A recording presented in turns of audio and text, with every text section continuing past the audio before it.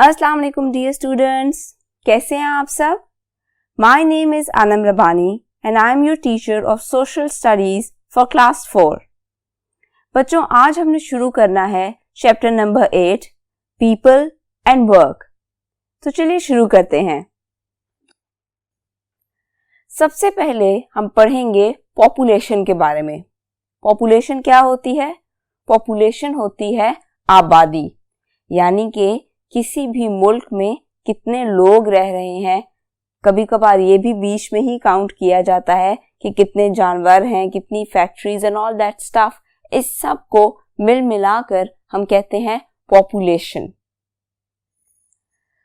हमारे मुल्क में इस वक्त 207 मिलियन पीपल हैं, यानी कि तकरीबन हमारे मुल्क की आबादी इस वक्त 20 करोड़ से भी ज्यादा हो चुकी है, जो कि एक अच्छी बात नहीं है बच्चों, क्योंकि हमारे मुल्क के पास इतने रिसोर्सेज नहीं है जितनी तेजी से हमारी आबादी बढ़ रही है। सेंसस, टू कलेक्ट डाटा और स्टैटिस्टिक्स। अब सेंसस क्या होते हैं? सेंसस हम कहते हैं मर्दमशुमारी को। थोड़ा सा मुश्किल लफ्ज है ना, मतलब बताती हूँ। सेंसस मतलब आप काउंट करते हो कि किसी भी इलाके की आबादी कितनी है, किसी भी इलाके में जानवर कितने हैं, फैक्ट्रीज कितनी हैं, सड़कें कितनी हैं, हॉस्पिटल्स और स्कूल्स कितने हैं। नॉर्मली सेंसस 10 साल बाद होते हैं, कुछ मुल्कों में 5 साल बाद भी कराए जाते हैं। वैसे पाकिस्तान में 10 साल बाद होते हैं, लेकिन कभी कभी ऐसा भी होता है कि due to various political reasons या many other reasons census delay हो जाते हैं। अब आ गई बात कि हम सेंसस करवाते क्यों हैं, सेंसस करने की जरूरत क्यों पड़ती है। तो उसकी वजह है it helps government to decide many things. जब हम सेंसस कंडक्ट करवाते हैं तो इससे हमारी गवर्नमेंट को पता लगता है कि कौन से इलाके में कितनी आबादी है, कौन से इलाके में कितने स्कूल्स की जरूरत है, कितने कॉलेजेस की, कितने हॉस्पिटल्स की जरूरत है। अगर किसी इलाके में आबादी ज़्यादा है तो इसका मतलब है बच्चों कि वहाँ हमें रिसोर्सेज भी ज़्यादा चाहिए, वहाँ हमें ज़्यादा हॉस्पिटल्स चाहिए, ज़्यादा स्कूल्स चाहिए।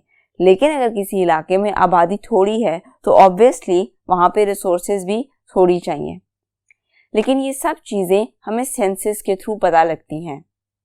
ये सब पता लगवाने के लिए ही हमारी गवर्नमेंट सेंसस करवाती है, ताकि वो ये अंदाज़ा लगा सके कि किस इलाके में कितने रिसोर्सेज की जरूरत है। उसके बाद बच्चों, आपकी बुक में पेज नंबर 59 पर एक टेबल बना हुआ है जिसमें परसेंटेज लिखी हुई है कि हमारे मुल्क में कितने बच्चे छोटे हैं, कितने अडल्ट्स हैं और कितने बुजुर्ग हैं। अब अगर आप उस टेबल में देखें तो उसमें इस वक्त जो सबसे ज्यादा परसेंटेज है वो अडल्ट्स की है। अडल्ट्स की परसेंटेज थी highest and then the old age people, young children। अब adults की परसेंटेज ज़्यादा होने का मतलब क्या है? ये एक अच्छी बात भी है और ये एक बुरी बात भी है। तो पहले देख लेते हैं कि ये अच्छी बात किस तरह है। बच्चों, अगर आपके मुल्क में adults ज़्यादा हैं, इसका मतलब है कि आपके मुल्क की जो जवान आबादी है वो ज़्यादा है। अब जो जवान होते हैं उनमें काम करने की ताकत ज़्यादा होती है, उनके पास ज़्यादा आइडियाज़ होते हैं, जो कि एक अच्छी बात होती है। इससे आपका मुल्क प्रॉस्पर करता है, क्योंकि उनमें काम करने की ताकत भी ज़्यादा होती है। ठीक है, लेकिन इसमें बुरी बात यह है कि हमारे मुल्क में फिलवक्त अनएम्प्लॉयमेंट रेट भी बहुत ज़्यादा है। अनएम्प्लॉयमेंट रेट मतलब बहुत कम लोगों के पास नौकरियां हैं। अब जवान आबादी ज़्यादा होने का मतलब ये है कि हमें नौकरियां भी ज़्यादा चाहिए, लेकिन हमारे मुल्क में फिल वक्त अनफॉर्चुनेटली ऐसा नहीं है। पूरी दुनिया में ही बुरे हालात हैं, नौकरियां कम हैं, लोग ज़्यादा हैं। इसी तरह हमारे मुल्क में भी ये मसला चल रहा है कि लोग तो बहुत हैं लेकिन नौकरियां कम हैं। बच्चों, अब हम बात कर लेते हैं एक ओवर पॉपुलेटेड कंट्री की। ओवर पॉपुलेटेड होने का क्या मतलब है? Extra population. ओवर पॉपुलेटेड होने का मतलब है कि आपके मुल्क में आबादी ज़्यादा है, यानी कि जो रिक्वायर्ड रेट है, जितनी आबादी होनी चाहिए उससे ज़्यादा आबादी है। अब इससे क्या मसले होते हैं? Not enough resources. जब आबादी ज़्यादा हो जाती है तो रिसोर्सेस कम पड़ जाती हैं। फॉर एन एग्जाम्पल, अगर हमारे मुल्क में आबादी ज़्यादा है और गैस थोड़ी पड़ जाए तो क्या होगा? कुछ लोगों को गैस मिलेगी, कुछ को नहीं मिलेगी। अगर मिलेगी भी तो बहुत थोड़ी मिलेगी। Same goes for water. आपने अक्सर अब खबरों में सुना होगा कि पानी की किल्लत हो गई। क्यों? लोग ज़्यादा हैं, पीने वाला पानी कम है। इसी तरह और भी रिसोर्सेज होती हैं जिनकी कमी पड़ जाती है अगर आबादी ज़्यादा हो जाए। इसलिए ये ज़रूरी है कि आप इस बात का ख्याल रखो कि आपकी आबादी की जो रेशो है और आपकी रिसोर्सेज की जो रेशो है वो ज़रा बराबर चलें। Then various other problems like unemployment. फिर से वही बात कि अगर आपकी आबादी ज़्यादा है तो नौकरियां कम पड़ जाती हैं, अनएम्प्लॉयमेंट रेट बढ़ जाता है। अनएम्प्लॉयमेंट रेट बढ़ने से क्या होता है? इससे ये होता है कि माशरे में फ्रस्ट्रेशन बढ़ती है, लोगों को गुस्सा ज़्यादा आता है। आप खुद सोचो ना, अगर आपके पास पूरा दिन करने को कुछ नहीं है, आपने पढ़ाई भी कर ली है, तो आप क्या करोगे? अब आपको नौकरी चाहिए, आपकी ज़रूरतें हैं, आपको पैसा चाहिए, लेकिन आपके पास नौकरी नहीं है, तो फिर आपको गुस्सा आता है। इससे लड़ाई झगड़े बढ़ते हैं। Then pollution. ऑब्वियसली आबादी ज़्यादा होगी तो पोल्यूशन भी तो होगी। अब पोल्यूशन की भी वेरियस फॉर्म्स हैं। एयर पोल्यूशन है। एयर पोल्यूशन क्यों होगी? फैक्ट्री से गैसेस निकलती हैं, व्हीकल से गैसेस निकलती हैं। सॉइल पोल्यूशन है। लोग इधर उधर गंद फेंक देते हैं, कहीं घूमने फिरने जाएं गंद फेंक देते हैं, बिल्कुल ध्यान नहीं करते कि अगर डस्टबिन पड़ी है तो डस्टबिन में फेंक दे। नहीं, ये तो फिर उनकी मर्जी के खिलाफ हो जाता है ना। इस तरह सॉइल पोल्यूशन बढ़ जाती है। इसके अलावा कई फॉर्म्स ऑफ पोल्यूशन है जो आबादी के बढ़ने के साथ साथ बढ़ती चली जाती हैं और बीमारियां भी बढ़ती चली जाती हैं। जैसे अभी आप देखो कि स्मॉग का मसला बन जाता है। What is smog? Smoke plus fog. अब स्मॉग क्यों बनती है? क्योंकि जो हवा है वो साफ नहीं है, क्योंकि बहुत ज़्यादा गैसेस की वजह से जो कि फैक्ट्री से निकलती हैं, जो कि हमारी गाड़ियों से निकलती हैं, रिक्शे, मोटरसाइकिल, और जो हम जगह जगह आग लगा देते हैं कभी कभार वेस्टेज को, उस वजह से जो हवा में गंदगी आती है। और फिर सर्दियों में क्योंकि फॉग भी पड़ती है, इसलिए वो स्मोक और फॉग मिलकर बनाते हैं स्मॉग। और स्मॉग आपको अच्छी तरह पता है कि आंखों में एलर्जी हो रही है, सांस की बीमारियां हो रही हैं, स्किन एलर्जीज हो रही हैं। ये सब कुछ क्यों है? क्योंकि आबादी भी बहुत ज़्यादा है। उसके बाद ओवर क्राउडिंग, यानी कि लोग ज़्यादा हैं तो जगह तंग पड़ जाती हैं, तंग तंग गलियां, तंग तंग घर, क्योंकि आबादी ज़्यादा है ना। तो फिर आपने थोड़ी जगह में ज़्यादा लोगों को एडजस्ट करना है। उससे क्या होता है? उससे होती है ओवर क्राउडिंग। ओवर क्राउडिंग के भी अपने मसले हैं। फिर मसला आ जाता है सैनिटेशन का। ओवर क्राउडिंग में गंदगी ज़्यादा हो जाती है, हाइजीनिक प्रॉब्लम्स खड़े हो जाते हैं।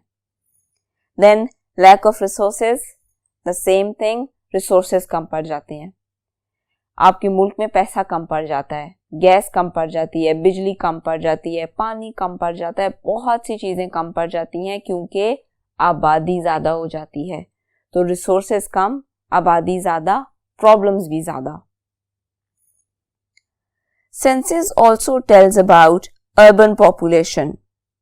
अब अर्बन पॉपुलेशन क्या होती है? अर्बन पॉपुलेशन होती है बच्चों जो सिटीज में रहने वाली पॉपुलेशन होती है, यानी कि जो लोग सिटीज में रह रहे हैं उनकी जो एक परसेंटेज है उसको हम कहते हैं अर्बन पॉपुलेशन। और rural population is village life.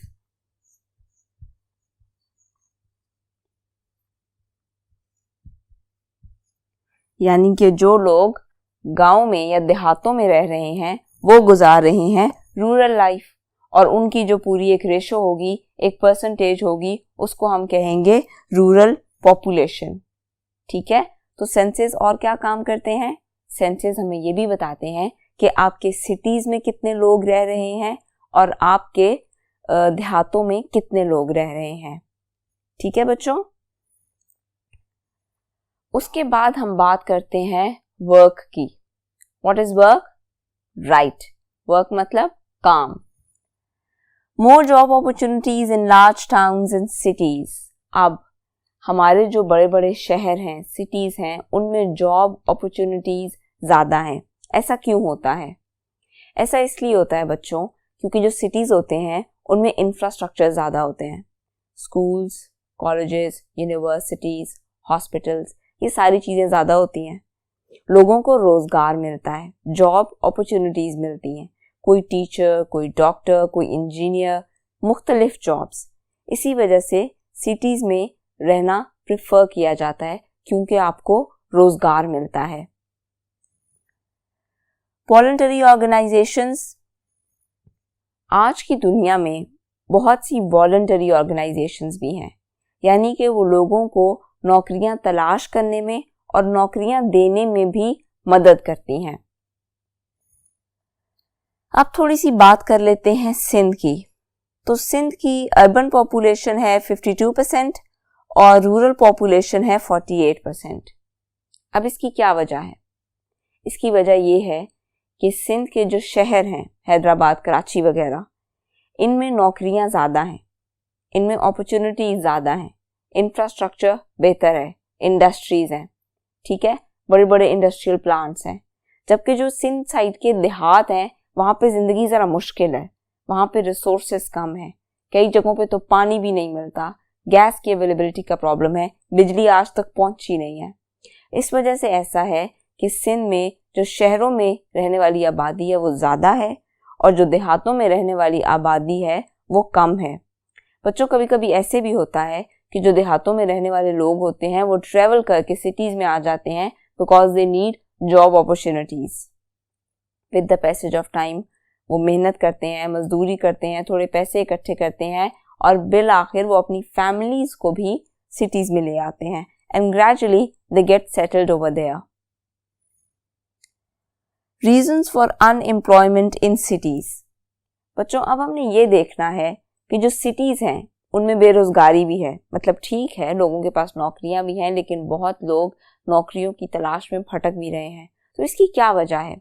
Unemployment की क्या वजह है? जो 2 वजह आपकी बुक में लिखी हुई हैं वो लिखी हुई हैं insufficient education and then training. Insufficient education, आप सबको पता है कि हमारी आबादी की एक बड़ी तादाद पढ़ी लिखी नहीं है। अगर आप पढ़े लिखे नहीं हो तो आपके लिए नौकरी तलाश करना बहुत मुश्किल है। पढ़ा लिखा होना बहुत ज़रूरी है नौकरी हासिल करने के लिए। चलो, अगर आप पढ़े लिखे नहीं भी हो तो you need to have a skill. Vocational training भी होती है। वोकेशनल ट्रेनिंग क्या होती है? वोकेशनल ट्रेनिंग में ये होता है कि आपको इस तरह कोर्स बुक्स तो नहीं पढ़नी पड़ती जिस तरह आप लोग पढ़ रहे हो, लेकिन अगर आपको ना कोई स्किल सिखा दिया जाता है, जैसे सिलाई सिखा दी जाएगी, कढ़ाई सिखा दी जाएगी, कोई एक स्पेसिफिक प्रोग्राम होगा जो आपको सिखा दिया जाएगा ताकि आप नौकरी ढूंढ सको। जैसे आर्ट एंड क्राफ्ट्स का वर्क है, आपको वुडन वर्क सिखाया जा सकता है। इसके अलावा वेल्डिंग वगैरह बहुत से काम हैं जिनके लिए पढ़ाई करना ज़रूरी नहीं होता, लेकिन मेहनत ज़रूर होती है। और इसके अलावा practice, because practice makes a man perfect. तो वोकेशनल ट्रेनिंग्स होती हैं, आपको डिफरेंट स्किल्स सिखाए जाते हैं। अब हमारे मुल्क में मसला ये है कि एक तो लोग अनएजुकेटेड हैं, ज़्यादा पढ़े लिखे नहीं हैं, उसके अलावा बहुत से लोगों के पास कोई ख़ास स्किल भी नहीं है, मतलब उन्हें कोई ख़ास काम नहीं आता। तो फिर क्या होता है? उन्हें मजदूरी करनी पड़ती है। उनके पास और कोई ऑप्शन नहीं रह जाता कि वो रोज़ थोड़ी देर मजदूरी के लिए निकले और उन्हें जो भी थोड़े बहुत पैसे मिले वो उसी में गुजारा करें। इसलिए बच्चों, अपनी पढ़ाई पे अच्छे से ध्यान दो, क्योंकि आने वाले फ्यूचर में पढ़ाई के अलावा कुछ नहीं है। पढ़ाई के अलावा फिर या तो आपको वोकेशनल ट्रेनिंग लेनी पड़ेगी, लेकिन आप उन खुशकिस्मत लोगों में से हो जो पढ़ रहे हो, पढ़ सकते हो, आपके पेरेंट्स आपकी फीस दे रहे हैं, तो इस चीज़ का फ़ायदा उठाओ। अच्छे से अपनी पढ़ाई करो, अपनी पढ़ाई पर ध्यान दो ताकि कल को आपको जॉब्स ढूंढने में भी आसानी हो। बच्चों, अब हम बात कर लेते हैं सर्विसेज की। Departments to help public. Government की तरफ से हमेशा अपने लोगों के लिए कुछ ऐसे डिपार्टमेंट्स बनाए जाते हैं जिससे वो पब्लिक की मदद करें, और ये गवर्नमेंट का काम है। It is the responsibility of a government to provide services to their public. जैसे कि ट्रांसपोर्ट सर्विसेज, हॉस्पिटल्स एक्सेट्रा। अब आपके मुल्क में जितनी भी ये ट्रांसपोर्ट सर्विसेज चल रही हैं, ये सारी गवर्नमेंट ने चलाई है ना। बहुत सी प्राइवेट हैं, आई नो, लेकिन बहुत सी गवर्नमेंट है और ये गवर्नमेंट की रिस्पॉन्सिबिलिटी है। तो उन्होंने किसके लिए चलाई है? आप लोगों के लिए, जाहिर सी बात है।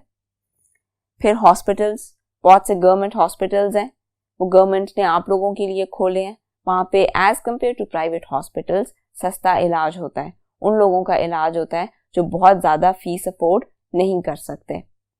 इसके अलावा भी कई government colleges, government universities, government hostels, बहुत सी ऐसी फैसिलिटीज़ हैं जो गवर्नमेंट देती है हमें।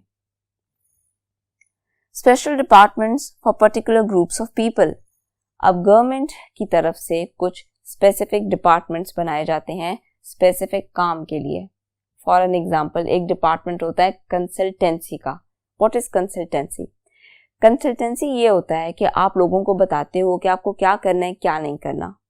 फॉर एन एग्जाम्पल, अगर आप कोई बिजनेस करना चाहते हो लेकिन आपको समझ नहीं आ रही कि आप किस चीज़ का बिजनेस स्टार्ट करो, आपके पास कुछ पैसे हैं और आप देखना चाहते हो कि आप किस चीज़ में इन्वेस्ट करो, तो फिर ऐसे भी डिपार्टमेंट्स होते हैं जहाँ पे लोग बैठे होते हैं जो आपको ये गाइड करते हैं कि भाई आप किस चीज़ का बिजनेस करो तो आपके लिए ठीक रहेगा। वो आपकी एज देखते हैं, वो आपके रिसोर्सेज देखते हैं, वो आपका इंटरेस्ट देखते हैं, आपका एरिया देखते हैं और उसके बाद आपको बताते हैं कि आप किस बिजनेस में इन्वेस्ट करो तो आपके लिए अच्छा रहेगा। देन लोन्स, बिल्कुल इसी तरह गवर्नमेंट लोन्स देती है, हमारे बैंक्स भी लोन्स देते हैं। आजकल तो आपने टीवी पर काफ़ी ज़्यादा देखा होगा, वो बार बार बता रहे होते हैं कि लोन्स मिलेंगे घर बनाने के लिए, बिजनेस स्टार्ट करने के लिए, अगर आपने अपनी कार खरीदनी है, वो चलानी है, तो वो करने के लिए भी आपको लोन्स दिए जाते हैं। Then good seeds to farmers, किसानों को अच्छे सीड्स दिए जाते हैं ताकि वो अच्छी फसल उगा सकें, ये भी गवर्नमेंट की तरफ से होता है। इसमें यह होता है कि आप शुरू में उनको लोन पर दे देते हो सीड्स और फिर जब प्रॉफिट आता है तो वो आहिस्ता आहिस्ता करके गवर्नमेंट का लोन वापस कर देते हैं। To help old and poor, बिल्कुल इसी तरह जो हमारे सीनियर सिटीजन्स हैं यानी कि जो बूढ़े लोग हैं उनके लिए भी स्पेशल सर्विसेज होती हैं, ठीक है, जैसे गवर्नमेंट उनको पेंशन्स देती है। बिल्कुल इसी तरह आपने देखा होगा कि बसेस में भी कभी कभार सीनियर सिटीजन्स जो होते हैं वो ट्रेवल करते हुए फेयर पे नहीं करते, किराया नहीं देते। क्यों? क्योंकि उनके लिए वो फ्री है। तो ये क्या है? This is a government service. बच्चों, आज के लेक्चर में इतना ही। मैंने आपको जो कुछ पढ़ाया है अच्छे से सुनिएगा, याद रखिएगा, ताकि जब हम आगे पढ़ें तो आपको पिछली सारी बातें भूल ना जाएं। अपना बहुत सा ख्याल रखिएगा। अल्लाह हाफिज।